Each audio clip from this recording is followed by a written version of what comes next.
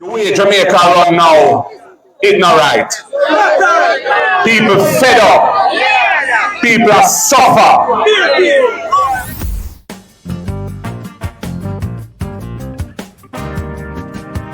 Welcome back, everyone. Thank you very much for supporting our channel. In today's views, we will take a look at an interview of Mark Golding done by Portland Spice TV journalist Colin Bell. Some people, let's get into it and see what we can observe morally from this information. And at the same time, people, please leave your views in the comment section below. For the original version of this interview, you can head over to Portland Spice TV with Colin Bell. You can find it there, no? Him do deserve the support. Great work, Colin Bell. Bless up yourself, King. Yes, my people, and if you are new here, welcome to the space. Please like and share and subscribe to the channel to help the channel grow. I'm out for now. Let's get into it. Let me invite to the studios of Portland Spice TV my leader. Because we talk the truth, I'm not telling nobody about my balance. This is my leader and the opposition leader of Jamaica, President of the People's National Party. Good morning and welcome, Honorable Mark Jefferson Golding. Morning, Sir Colin, comrade. And I appreciate your openness and transparency on that issue. So people know where you stand. There's nothing wrong with that, as long as people know. But that's the ethics of journalism, comrade leader. Indeed. And unfortunately, it is not always practiced as it should. Can I tell you? So much of them come and say them neutral, them the balance. I don't believe that we have no balanced Jamaican. Everybody have a side. PNP or GLP. Well, I just want to say greetings to the Portland Spice Massive on this live. And, I'm sure we have people from both P and no P on, so enough respect to each and every one. And it's a pleasure to be here, Colin. Welcome, comrade leader. A number of things I've always wanted to talk to you about. You came into the political scene, thrust into politics as a businessman. And when you became leader of the party, you were trailing miserably behind the bro god, the Honorable Prime Minister. And it was a case of an unknown in politics. Normally, our leaders come out of people who in the party long time, come up through the ranks. People don't know you, never knew of you. True. You are now leading in the polls, so a little more people know a little more about you. What it is that you'd want the people of Jamaica to know about Mark Golding enter into politics to serve this country? Yeah, I think your analysis is accurate. I became leader in November 2020. And although I'd been in public life from 2007, when I became an opposition senator, Portia Simpson-Miller, Sister P, invited me to be one of the 8 opposition senators in 2007. The Senate is a relatively low-profile political organ in the sense that it's more technocratic, it's more focused on the details of legislation and that kind of thing, which actually suited me well at the time because I'm a lawyer by profession, and I've always been interested in drafting and more on commercial transactions, but it was easy to shift my orientation to the kind of material that comes to Parliament. So I wasn't well known. I was treasurer of the party at one point. I was a spokesperson at one point. And then when we won the elections in 2011, December, I became Minister of Justice.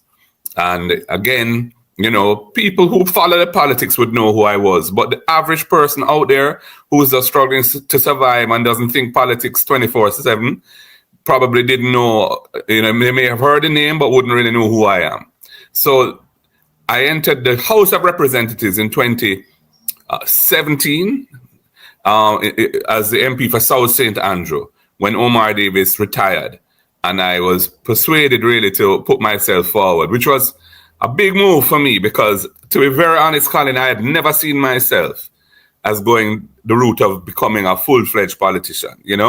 I came into this thing relatively late because in 2000, 7 when I became a senator, as I said.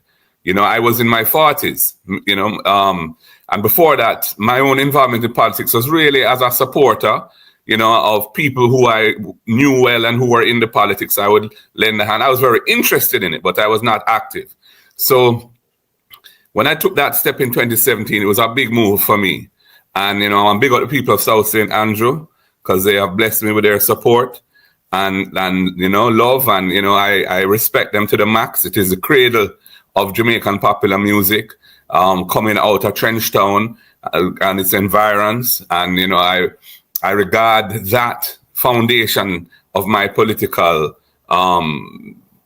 movement then as a very important thing. So 2017, I became an MP again, just one of 63 in opposition, not in government at that time. So again, the political class would know, who I was, but the average person didn't. Mm-hmm. You mean 2007? 2017 is when I became an MP, 2007. Oh, yeah. You were a senator before, right? Yeah, right. But yes, the Senate thing is a Friday morning, Friday meeting. It's just 21 people there. Right. It is not it's not the cut and thrust in the same way as representational politics is. Right. So 2017 was a big step for me. And then after we contested the 2020 elections and we were badly beaten, yes. Dr. Phillips said, well, he was stepping back. And so there was a vacancy. And my colleagues prevailed on me to put myself forward. So at that point, when I became leader of the party, and it was a contested internal election, which I was the person who was chosen. I came in as a relative unknown in terms of a national profile. That's what I would say. Yeah. So when I walk on the road, everybody would know who I was. You understand me? So I was aware of that. But who I am just a regular person, born and grew in Jamaica. I grew up Ever dreamed of becoming the Prime Minister of Jamaica before you enter the politics? Maybe as a teenager, I was interested in politics, and maybe, in the same way that I probably dream of playing cricket for the West Indies or playing football for Jamaica. Maybe I would have, in the political realm, that would have been a fantasy at times, but it was never a burning ambition, But it was something I probably had thought about, in one's wildest dreams, so to speak, And then becoming member of parliament of your constituency, which is a PNP bastion, was pretty easy. Becoming the opposition leader now and challenging for government. Was that a rude awakening of the crassness of the politics at this stage now? Absolutely. Yeah, I mean, it is a totally different thing. Being the opposition leader or a party leader relative to being a member of parliament, it is a step. It's a large step up from where I was before, because you become the focus of attention, you become the focus of people's expectations and hopes, and you also become the focus of attack from your opponents. And in the era that we are in now, of pervasive social media and other communication channels, which are really unregulated and where people can say anything they like, informed or uninformed, malignant or honest, it lends itself to a kind of chaotic kind of discourse. So I have felt, I think, the brunt of that, and it was so I had to stand up, and I had to kind of firm up myself and go through. And part of what I've done in doing that is to go on the ground, travel the country, meet people, and just touch flesh, as it were, shake hand, hug up the ladies them, and make people kind of feel my vibes. And it has been a good experience. And as you can see from the polls that you referred to, it is bearing fruit. But the original question was, I think it was like, who am I? Yes. So I was just saying, I'm just a regular Jamaican person, born here, grew here. Oh, you feel be regular. People say you're rich. People say the Prime Minister was making some statements after people getting wealthy. And there are views out there that he's talking about you getting wealthy. Okay, so I'm not going to say I haven't been successful in my endeavors when I was in private life. You know, I have been successful. I wasn't born rich. My father was a university professor. And at a time when academics at the University of West Indies weren't particularly well paid, you know. So although he himself had some resources, he didn't live that life. You know, he lived the life of a regular university professor type person. I grew up on the campus, you know, with the children of other academics, and then next door was Hermitage, which is a low-income community. Augustown below that, youth them from around those communities and us used to role play football and ride bicycle and, you know, climb tree and all of the things that children do. And then as a teenager now, kind of broke out little, start got dance and got it. I love music. I'm quite a music. I hear that they used to call you Radigan. Yeah. Yeah, man. Yeah, man. That was really my brethren at UWI campus now, because I used to flex on campus, even though I was not attending UWI at the time. But them you giving me that name, you know. So for a good while, that was what I was known as, you know, amongst those friends, you know. So yeah, I mean, so that is why I said I'm a regular person in the sense that how I live my life as a youngster coming up was, you know, I'm not saying I was in any way suffering, no. You know, I was privileged, yes, but I didn't really move with the privileged class of people. I've never moved with the privileged class of people. I've always moved with my peers on campus and youths from, I would say, from the ghetto, you know, who have, you know, that is how I've always lived my life. But then when I finished university now and started to work, because I was interested in finance and economics, although I was a lawyer, I found myself doing the type of work that generated, you know, a good amount of income for myself and my family at the time. And then, of course, we started DB&G, myself and two other friends, Peter Bunting and Chris Daring. And that was a successful business. It was an investment business, a finance services company. And, you know, it did very well. And eventually we sold it to Scotiabank in 2006. And that gave me some financial security at the time. That's all of that you mentioned, opposition leader, was in the public. Yeah. Yes. So the people of Jamaica know clearly how you make your money. Yeah, man. My DB&G was a publicly listed company. Yeah. So all of its audited financials were published every year. You know, and it has the annual report. It had to file an annual report every year. Mm-hmm. You and your brethren them set up a company. Yes. And it work. Yes. And it make money. Yes. And Scotiabank see it and like it. Yes. And buy it. Yes. And no make a money. Mm-hmm. And it was in every newspaper. And every news. So yeah. If you go on the internet now. Like you see in Bolt. Yeah. We know how you make your money. Yeah, man. That is exactly right. You know, and even if you go on the internet now and search that transaction, when it's still there, the material is still there, the offering document, the pricing of everything, how much everybody got is all there. So yeah, I mean, it's quite transparent and so on. So, you know, but what that sale and the financial security it enabled me to do was to say, yo, all right, so I've had my working career now in the private sector, doing, you know, financial transactions as a lawyer for clients and also as a businessman in DB&G. And we had started Proven in 2010, which is still going. Yeah. Yeah. So because we had the expertise and we had built a reputation of excellence in the field, we saw an opportunity to establish another one. And 3 years after we sold DB&G to Scotia, we started Proven, which is really a regional company now. It invests across the region. It is in a number of territories in the Caribbean and even beyond. And, you know, although I am not as involved in it as I was in DB&G, I am still, you know, part of the team that guides it along. So, and that has been a very successful business as well. But that leads me right into this question, Comrade Leader, and I still want to go back to where you were, but I have to ask you that question. Yeah. Sure. When you become Prime Minister, how you going to deal with those issues?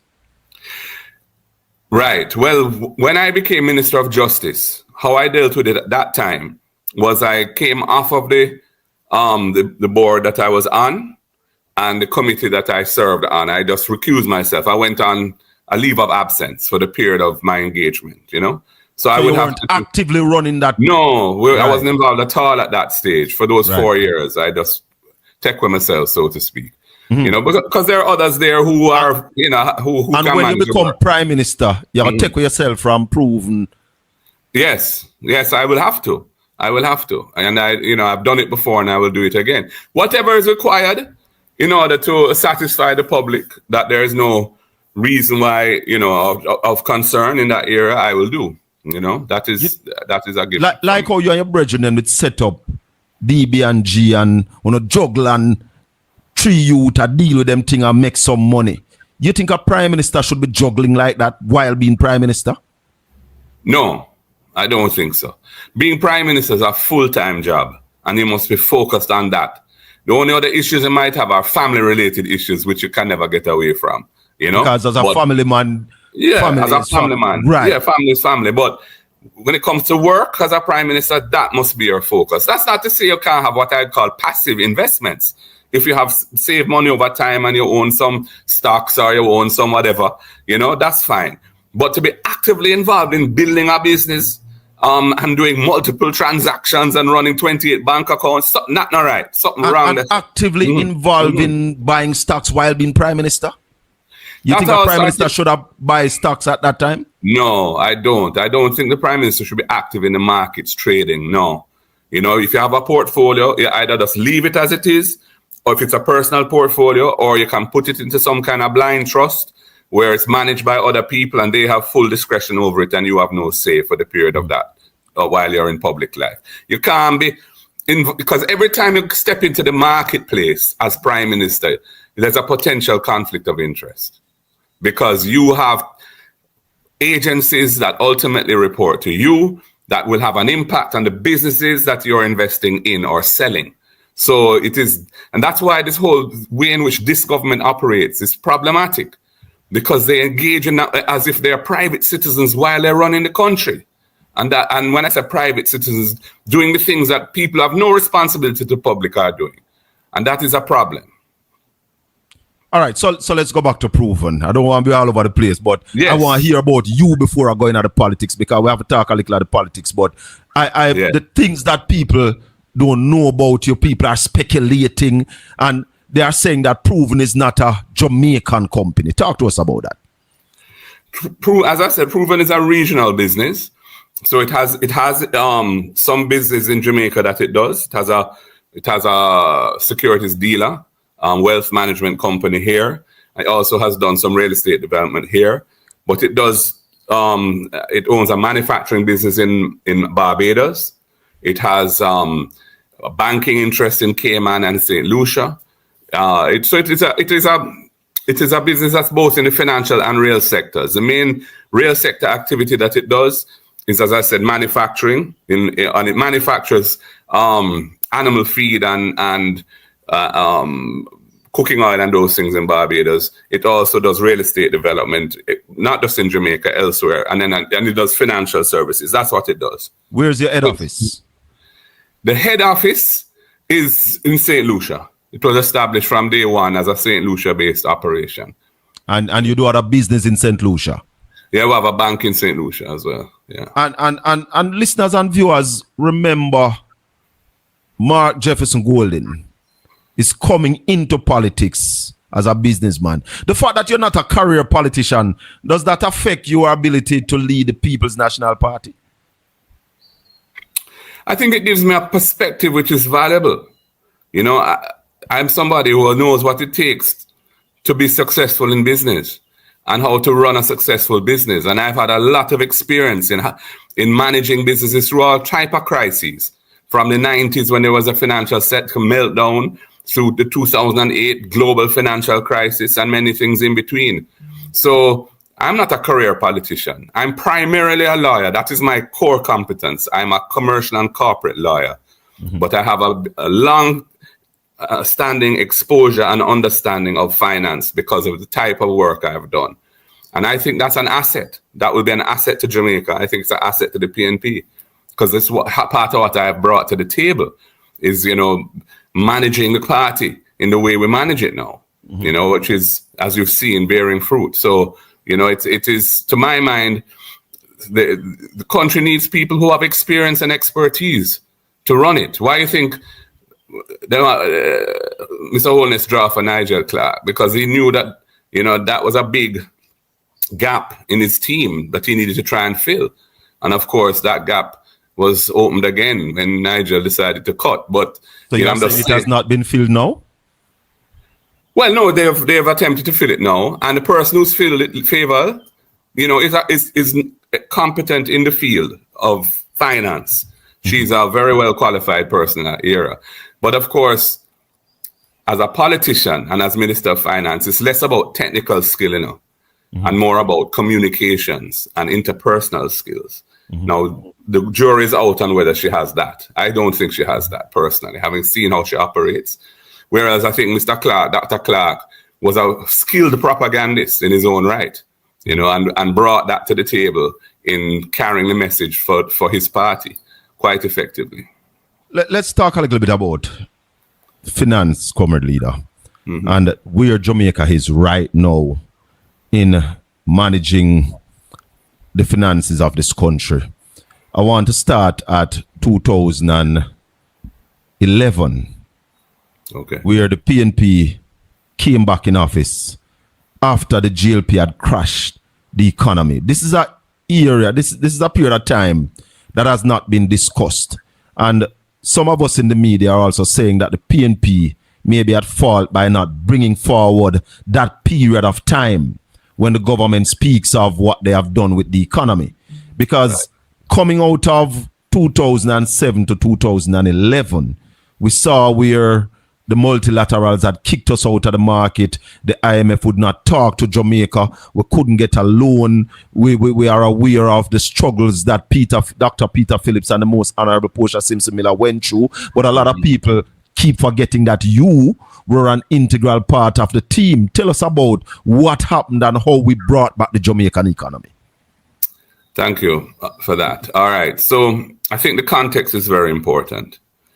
Bear in mind that during the period from 1989 to 2007, when the People's National Party was in government, first with Michael Manley for his second stint as Prime Minister, not his second term, because he had 2 terms in the 70s, but the second era as Prime Minister, and then PJ Patterson after that, and then briefly Portia Simpson Miller at the end. During that period, which the JLP have done their best to style in a particular way, the country really changed significantly. So the economy that we have now, which is what we call an open economy, where we don't have foreign exchange controls. Anybody can save in US, keep them US. If they want to travel, them can go out, send money, go abroad or receive it. Is the PNP do that? We used to have licensing for everything in this country. If you want to import anything, you have to go to the trade board and apply for a license. Exporting, you need an export license. We deregulated much of that. So we created an environment where business could flourish, because it was at that time understood that the private sector and private initiative has to be the engine of growth. But there's a role for government, both as a regulator to make sure that the bad business practices are dealt with by the state, and also what I call a catalytic role. In other words, stepping in where opportunities exist, but the private sector will not go there because it's too challenging for them to sort of create an environment, put in the necessary investment, maybe in infrastructure, for example, that will enable private capital to come in and build on that. So that 18 years was really created the type of economy that Jamaica has. And it was successful. If you check it out, by 2007, poverty was single digit in Jamaica. When Michael Manley took office in 1989, poverty was high. I don't remember the specific number, but it was over 20%. By the end of the 18 years, it was, I think, 9% and heading down. 2007, The unemployment was single digit as well. Yes. The country had built up some decent reserves, etc. But it was 18 years, and 18 years is a long time for one party to rule. And the country said, look, try the JLP now. GDP was 113.8%. Yeah, well, the debt to GDP ratio Yes. was in that region, correct. Now, JLP came in, there was a global financial crisis. Them couldn't manage that. They ran to the IMF. They signed an agreement with the IMF. The IMF was very generous with them and front-loaded, in other words, put a lot of resources in place up front, but on the basis of certain commitments that the government made to restructure certain things so that, that the economy wouldn't get itself into this problem again that they found themselves in. Right. Them couldn't cross it. They abandoned the program. They didn't pass any tests. Jamaica was in the mud in terms of in the international financial community. The Bank of Jamaica had to be advancing money to the government, which it's not supposed to do, to pay bills. And they lost the election in 2011. And there was a whole Dudus business as well and all of that. So we inherited a situation where the debt of the country had gone up to 147% of GDP, where the IMF program had collapsed. Jamaica had no access to international credit. It was a crisis. We were on the precipice of going over into a very difficult time where, God knows what would have happened if we hadn't pulled it together. And the beauty of it was Portia Simpson Miller, as Prime Minister, was somebody who the people of Jamaica felt had their best interests at heart. Yes. And they were prepared to undergo a difficult period of rectification of those problems, fixing those problems with her leadership. Because them say, well, since Andrew Holness did say in 2011 election that it was bitter medicine was coming, I better them get it from Mama than from him. Right? Yeah, because Mama give medicine easier than Papa. You don't know. So Peter Phillips, who was a skillful finance minister, managed the situation well, and we were able to pass every test. My role at that time as Minister of Justice was I was in charge of the legislation of the government. I chaired the legislation committee of cabinet. To restructure all these things that you just spoke to us about, moving out, getting the thing business friendly. Exactly, and getting the tax system functioning right, so you had revenues to manage the debt problem. So hold on, opposition leader. Yeah. This the old tax system was fixed then. Yeah. And you was in charge of that. Absolutely. That's why the government now can collect so much revenue. It has been a tremendous success. What happened? We restructured the tax system. We eliminated all the million of different types of incentives, created one, what we call omnibus tax incentive that any business can get. The employer tax credit, which means if you employ people and you pay your statutories, you get that as a credit against your income tax within certain limits. We also incentivized, we gave the tax deductions for investment in research and development, which hadn't been possible before. We introduced a production incentive where people can import production inputs that you can't buy here and you need to import without paying duty. So we created the tax environment that now exists. And we also dealt with the whole revenue collection side of things to streamline that. We introduced a new tax software in the tax system to make that more efficient. And let me tell you, the thing has worked tremendously well, because if you look at it without imposing any new tax types, the revenue of the country has grown way ahead of inflation over the period since then. In other words, if you look, and way ahead of economic growth as well. But why you don't tell people that you do these things and allow Nigel Clark to be claiming glory? You should be getting royalties.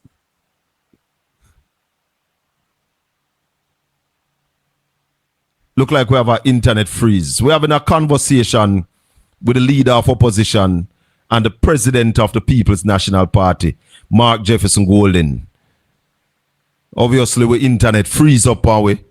Because I don't know, we never see that kind of load there, but let's hope that we can get back the comrade leader, because wonderful discussion we are having.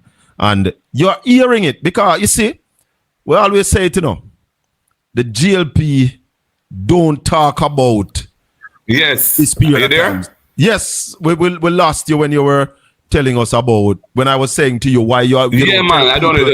Everything was suddenly cut. All right, so I'm back. Why you don't tell people, say you do these things and allow people to take the credit like them do it? Well, first of all, I don't really like big up myself them way there, you know. That's not me. But this is I politics. figure that we have journalists and others who, you know, can speak the truth and tell the story as it should be told. These are not matters that are not known.